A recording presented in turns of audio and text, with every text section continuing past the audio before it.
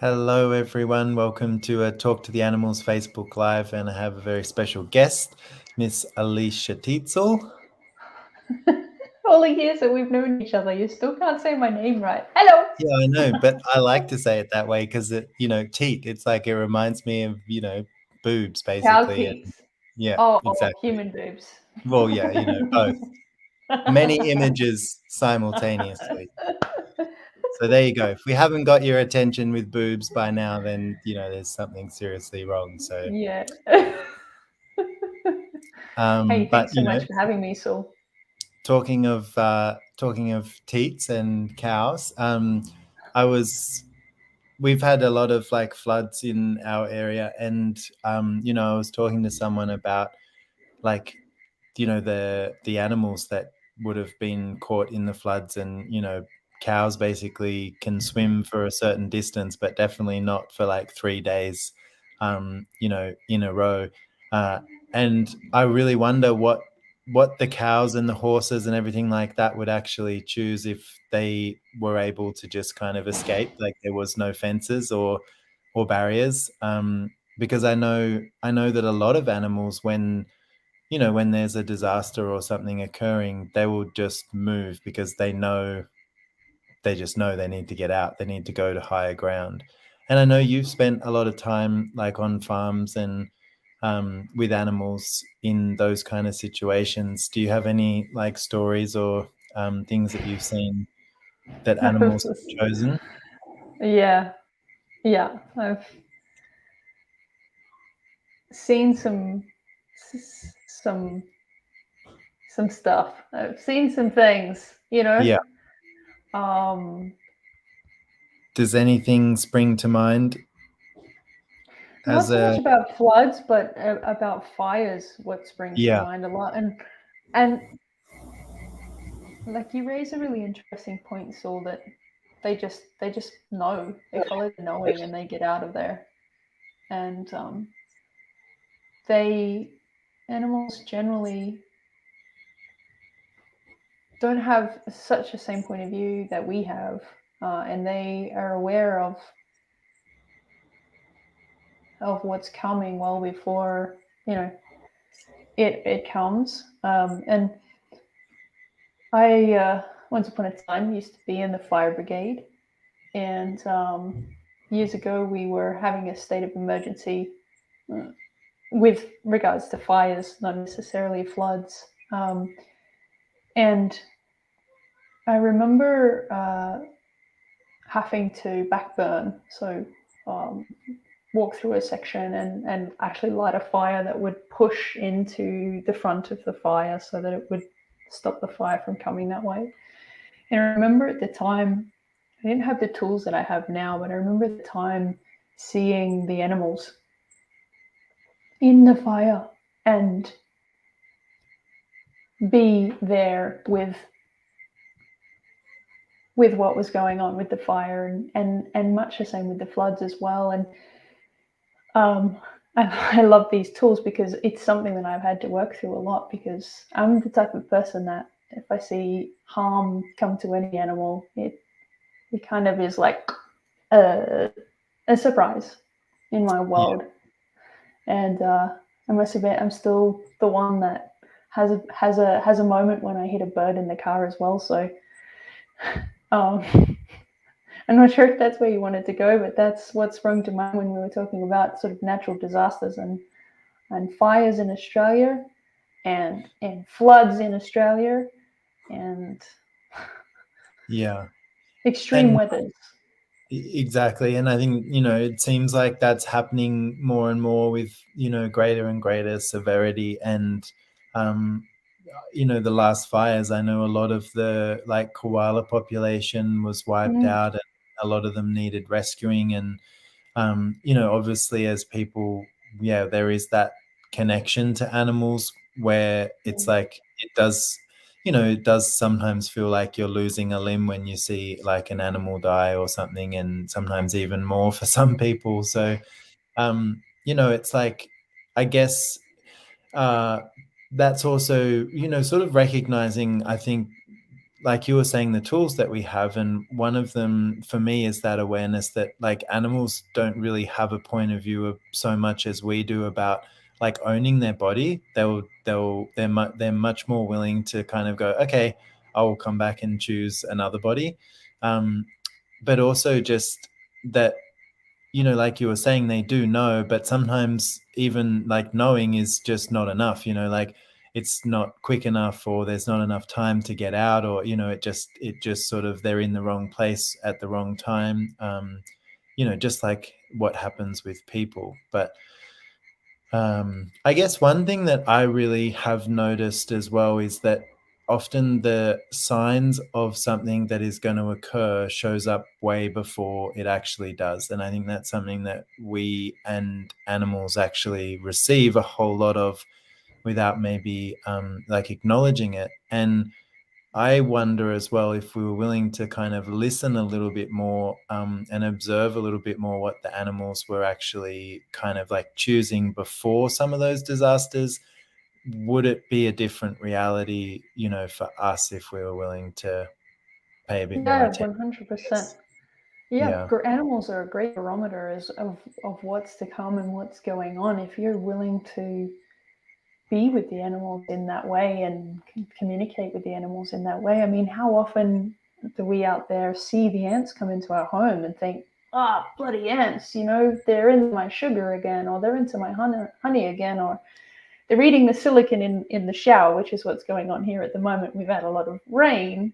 So there's this there's this space where in that example, the ants, what are they saying? Well, they're either looking for water or water's coming, right? So they're getting to higher ground. Literally, ants live in the ground, so when it rains, it must be pretty intense for those guys. And Yeah. and what do the birds tell us? What do the mice tell us? What do the cows and the horses and even the domestic animals, even your pets, what are they sharing with us if we're willing to listen regarding what's happening globally, not just locally, but globally. Hmm. And this has been a really cool muscle for me to explore as well. So, um, do you do you have any stories? Do you have uh, any? well, I I know you mean, do. I can remember one. That's why I'm asking you. yeah, I mean, I have one from the floods that happened last time, and I actually went back to the house that I was living in, um, when that occurred, probably about 4 years ago. And instead of it coming, this far up to the door, it went through the house by, about half a meter to a meter. So, very different what occurred this time, like way more severe. But last time, 4 years ago, I had, basically like churning in my stomach, and I felt like I was going to be ill. But at the time, I didn't ask any questions, and it was just pouring with rain. And then by the time I'd say it was probably 2 o'clock in the morning, I woke up, went outside, and yeah, literally the water was like lapping at my front door. And at some point, we had water going through the kitchen, through the bathroom, and out the other door. um, so yeah, I realized from that that, the earth was showing me and giving me and my body the awareness of something, and I didn't ask any questions, and I didn't have any reference point for what that was. But now I would be asking a lot more questions if something like that, showed up again. And I wonder what it creates if we start acknowledging the awarenesses that we have. Because I know this time in this floods, you're nowhere in the water, right? You're nowhere where, yeah. And so, how was your body leading up to it? What were you Yeah, aware I of? mean, it was very, very relaxed, and so it was pretty kind of obvious to me that I wasn't in any immediate danger. But then, like, my body was very relaxed, but my mind was very aware of all of the chaos that was going on around me, and everyone, freaking out a lot. So, um, it was interesting to perceive all of that, but then also have, like the awareness of the body being relaxed and calm and, peaceful. Yeah. Mhm. What about you? Do you have any other like stories from firefighting days or on the farm, things that have? Yeah, well, I mean, talk about the extremes. It was one of the reasons that I moved from the country when I did. We were in very, very severe drought, um,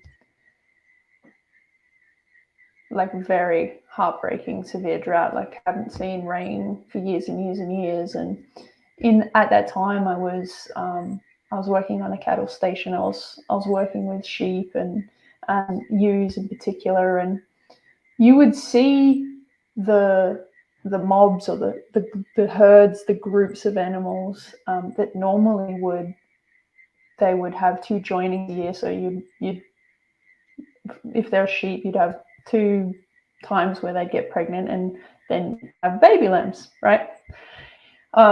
You'd see, and the same with the cows. You know, they would be once a year, but in those conditions, you would see that they would choose not to fall pregnant because the Yeah. condition wasn't there, the feed wasn't there for them and their bodies to support another life. Mm. And and they were aware of that. They'd Yeah. obviously had that we'd had an extended period of time in drought, so the feed conditions were um, less than optimal, less than what they normally were for an extended period of time. They'd had a set, and then they'd had another, and then they'd just chosen not to.